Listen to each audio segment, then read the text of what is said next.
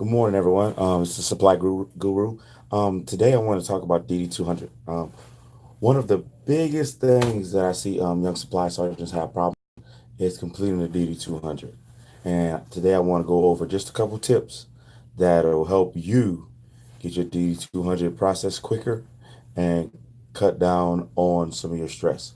The first thing I notice a lot is attention to detail. Okay, if you know something is missing, all right, and you're going to fill out a DD200, you really need to pay attention to detail, all right? The regulation shows you step by step, and the 7531, your checklist, shows you exactly what to do step by step by step. So if you take that checklist and follow it completely, you'll have a lot of less stress. Next thing I want to go over is block nine. Block nine is so important when you're filling out your DD200. Um, the who, what, where, when, and why has to be completed in that thing. So it was Specialist Johnson on April 24th, went to cage 6 and noticed that this item or widget was missing. All right. He reported that information to Staff Sergeant what's his name, and then they went and reviewed the cage and looked in other areas to search for that item.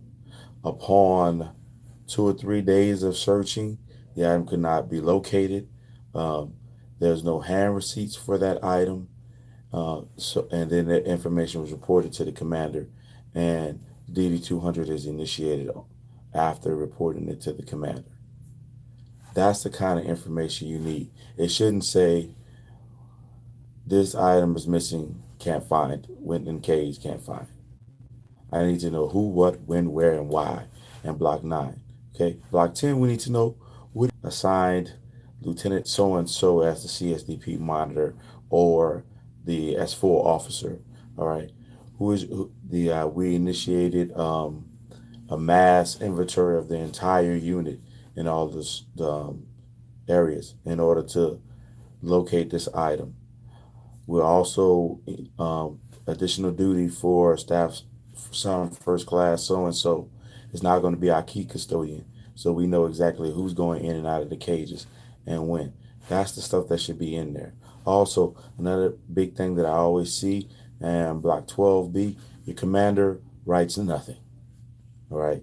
No, that block is for his comments and recommendations. So hey, after reviewing all the information in the documents, I feel that specialist so and so is responsible for the loss of this item, or due to the conditions and hazards that the soldiers were subject to on this day and that day, I don't feel that there is any neglect at this time, and I don't find that anyone should be held liable for that item. Okay, so another thing that I always also see, attention to detail. Like I said, attention to detail. A lot of people don't take and label their exhibits correctly.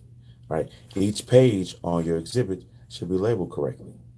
All right, and if there is it's an OCIE or an item that was directly hand receipted to a soldier, and you don't have a 362 as an exhibit, you're not paying all attention to detail, because the first thing you should be doing is trying to hold that the individual soldier liable for loss of equipment.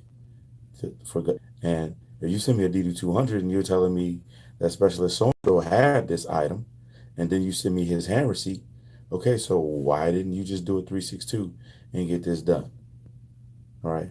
So, and if it's not there, you should be explaining in your sworn statement, hey, I'm was unable to do this because this soldier is no longer here, or was unable to mail it to the soldier, have no address or no way to contact the soldier in order to get the 362 done. But that still doesn't stop you from creating it, even though you can't mail it to him.